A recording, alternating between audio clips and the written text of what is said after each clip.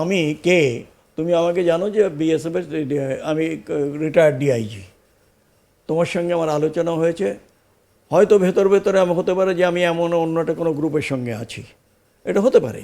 কারণ আমি সবসময় বলি আজকের দিনে মডার্ন ওয়ারফেয়ারের সবচেয়ে difficult warfare is the invisible এনিমির এগেনস্টে। অ্যান্ড ইনভিজিবল ভাই বিকজ এখানে যিনি আছেন ধরো আমার সামনে, উনি, আমি ওনাকে জানি না, উনি কে, আমি তোমায় জানি না তোমায় কে, কিন্তু তুমি জানো আমি কে।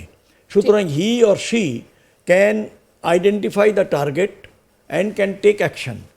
আর আমরা যারা অপারেশনে থাকি ইনভিজিবল, মানে ইনভিজিবল যে এনিমির এগেনস্টে, তাতে সবচেয়ে বড় যে আমরা চেষ্টা করি যদি যে আমরা সেইটাতে একটা দুটো জায়গায় যদি আমরা জাস্ট ইনফরমেশনের উপর যদি কিছু করি, তাহলে ফায়ার করলে হয়তো দেখা গেল যে সেখানে কেউ আহত হয়েছে কিংবা মারা গেছে, সেই জায়গাটায় কিন্তু যদি সে ইনোসেন্ট হয় তাহলে কিন্তু বিশাল একটা ইয়ে হয়ে যাবে।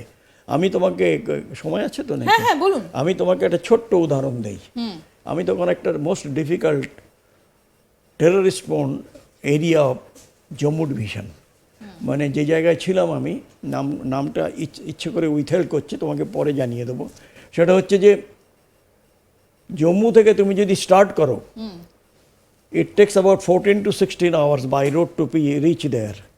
And every place is like, you know, ID, তুমি মানে যেখানে খুশি তুমি আইডি লাগাতে পারো। তারপরে কি হলো, একদিন ওখানে একটা মন্দির আছে, শ্রীথল মন্দির ওরা বলে, লোকাল ল্যাঙ্গুয়েজে সরথাল দেবীকে। সেখানে পুলিশ ছিল, তাদের গার্ড ছিল 25 জন, একটা প্লাটুন ছিল। আমি সেদিন সবে রাষ্ট্রীয় রাইফেল প্রথম তাকে ডিপ্লয় করলাম আমরা সেই এরিয়াটায়। তো ওখান থেকে ব্রেকফাস্ট ফলোড বাই ব্রেকফাস্ট, তখন থেকে এসপি, লোকাল एसपी लिटरली दौड़ते दौड़ते আসছে, सर बहुत ख़राब हो गया। उन्हें क्या हो गया? बोल रहे सर यहाँ पर आके 12-14 आतंकवादी वो लोग पहुँच गए सर, और वो जो पुलिस वाला जो मंदिर है वो तोड़ने चाहेंगे।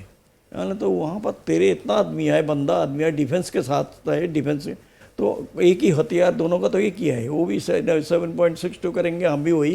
तो इसमें कहते नहीं सर आपको जाना पड़ेगा। আমি গেলাম, যাওয়ার সময় আমি এইভাবে যাচ্ছি, এই জায়গাটা একটা ছোটো তোমার স্ট্রিম থাকে না, সেই স্ট্রিমের ওপর দিয়ে দেখলাম দূরে ওই ইয়ে করছে, তোমার কিছু খুঁড়ছে রাস্তার মাঝখানে, অল্প বয়সী, বেশি বয়স না। तो हमारे संगे एसपी छिलो, আমি एसपी को बोला जो भाई मेरा जरा अच्छा नहीं लग रहा है, गोली चला दें? नहीं सर, अगर वो मर गया, अगर इनोसेंट है फिर तो लेने का देना पड़ जाएगा। मैंने देख भाई तू पुलिस वाला है, तुम हमारे साथ जा रहे हो, legal part is your concern. যাই হোক আমরা পৌঁছানোর পরে ওখানে দেখলাম যে ওরা লিটারেলি দে শেকিং পুলিশেরা। মানে इतना घबराओ क्यों भाई, तेरे पास LMG है, तेरे पास 2 इंच मोटर है, तेरे पास ये सब कुछ है, और तू घबरा रहा है क्या, क्यों? अरे लड़ाई तो लड़ो, उसके बाद सरेंडर करो, तुम तो पहले ही सरेंडर हो गया। আর এটা অনেকে বলে যে 51 পিঠ আছে, তার একটা পিঠ আর কি ওই শ্রীথল। তা আমি বললাম যে, আর ওটা যে মন্দিরটা জানো, এখান থেকে প্রায় তোমার 1-1.5 হাজার ফুট নিচে নামো, আবার ওখানে চড়ো। আচ্ছা, পাহাড়ে যেমন হয়? পাহাড়ে একদম যেমন হয়। তা আমি যখন আমার কাছে 11টা গাড়ি ছিল, মাঝখানে ডোডা থেকে, নামগুলো তোমরা নিশ্চয়ই শুনেছো, ডোডা, डोडा থেকে আমার ডিআইজিও এসে জয়েন করলেন। तू मेरे को बताया नहीं, मैं सर फालतू बता के क्या करना, आप तो वहाँ पर संभाल, বলতে নেই। ওখান থেকে আমি যেটা ভেবেছিলাম, আমার মনে হচ্ছে যে আজকে কিছু হবে।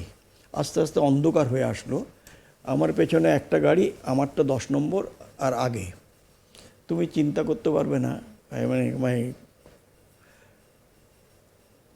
মানে এন্ড অফ দ্য রোড আমরা ওপর থেকে চলে এসেছি, সবাই আমরা ওর মধ্যে গাড়িতে বসে গেছি, এবং একটা স্ট্রং পেট্রোলকে উপরে পাঠিয়েছি যাতে কিছুটা কভার করে যাই, এবং মাঝে মাঝে আমি বললাম যে গুলি ফায়ার করবি, কারণ গুলি ফায়ার করলে ওরা জানবে, বুঝতে পারবে না যে কোথা থেকে আসছে, but they will either run away from the place or ওখানে শুয়ে পড়বে, and that time will utilise. তুমি মানে চিন্তা করতে পারবে না যে আমার গাড়িটা যে জায়গাটায় বসে সে করছিল, পুরো engine block blown to pieces. আমার যে মানে ইয়ে ছিল ড্রাইভার, একটা সাউথ ইন্ডিয়ান ছেলে, সে লিটারেলি শেকেন। যাই হোক, উই কেম আউট।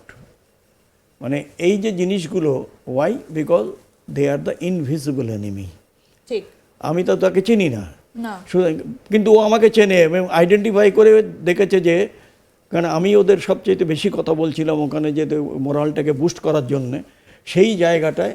আর এই যে জায়গাটা, একই জায়গা, পেছনে আমার যেটা লাস্ট যেটা কনভয়ের আমার যে সিকিউরিটি গাড়িটা ছিল, সেটা বেঁচে গেল এই জন্যে যে একটা ড্রিল থাকে আমাদের, যেটা ওরা জানতে পেরেছিল। মানে যে একটা গাড়ির ভেতরে আর একটা গাড়ির মিনিমাম গ্যাপ থাকবে 30 মিটার পর্যন্ত, এরকম অন্তত, যাতে করে গাড়ি, পাহাড়ের রাস্তা তো, কোথাও ব্রেক ফেল হলো, কোথাও ইয়ে হলো, যে ঠোকর মারলো কিনা, সেই জায়গাটায় ও বেঁচে গেল। ও 15 গজের মধ্যে ছিল।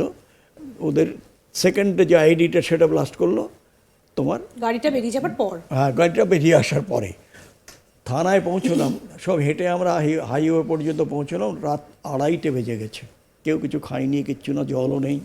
যাওয়ার পরে পাকিস্তান জেনে গেছে যে আমি মরে গেছি, কেন ওদের একটা I was their favourite target আর কি। তো এইগুলো তুমি একটুখানি ইয়ে করে কাটিয়ে দিও কিছু তোমার। এই যে জায়গাটা, the most difficult warfare today. আর যেটা তুমি বলছো যে দেয়ার ইজ এভরি পসিবিলিটি যে হতে পারে যে এরা তাদের হাতেই দিচ্ছে। আমি যখন ত্রিপুরাতে, তখন ত্রিপুরাতে একটি ছেলে, মণিপুরি ছেলে, তার এগেনস্টে রিপোর্ট আসলো যে এখান থেকে হাতিয়ার নিয়ে পালাবে এবং সেটা দেবে লোকাল মণিপুরি গ্রুপকে। আচ্ছা, মানে এই ধরনের ঘটনাগুলো ঘটেই চলে, হ্যাঁ, যে এই ছদ্মবেশে এবং এই বিশ্বাসঘাতকেরা বিভিন্ন জায়গাতে রয়েছে এবং বিভিন্ন জায়গা থেকে। কিন্তু আমি শেষ প্রশ্ন করব, আজকে আমাদের সময় একদম শেষের পথে, এগুলো আটকানোর কি কোনো উপায় নেই? অ্যাবসলিউটলি আছে, অ্যাবসলিউটলি আছে। কারণটা হচ্ছে যে দেখো, এটাই কি হয় যে যখন একটা ইউনিট কিংবা একটা লোকেশন, একটা ট্রুপ এক জায়গায় বেশি দিন থাকে, তখন কি হয় যে তাদের মধ্যে এটা পরিচিতি গড়ে ওঠে এবং আরও বিয়ন্ড দ্যাট ইভেন। এখন তখন কি হয়, এই যেটা তোমাকে বললাম না, যে ব্ল্যাকমেল শুরু করে, তখন কি হয় যে তখন তাদের কাছে থ্রেট আসতে আরম্ভ করে। এবং তারপরে এই যে জায়গাটা তুমি বলছো যে এইটাকে করতে গেলে ফ্রিকোয়েন্ট, আমি বলছি না হ্যারাসমেন্ট হবে, frequent changes of the troops from place A to place B or place C, যাতে করে সে ওইখানে এক জায়গায় তার যে আধিপত্যটা কিংবা তার যে অ্যাটাচমেন্ট কিংবা তার আরও কিছু, তাহলে সেইটাতে এস্টাবলিশ করতে পারে না স্ট্রংলি।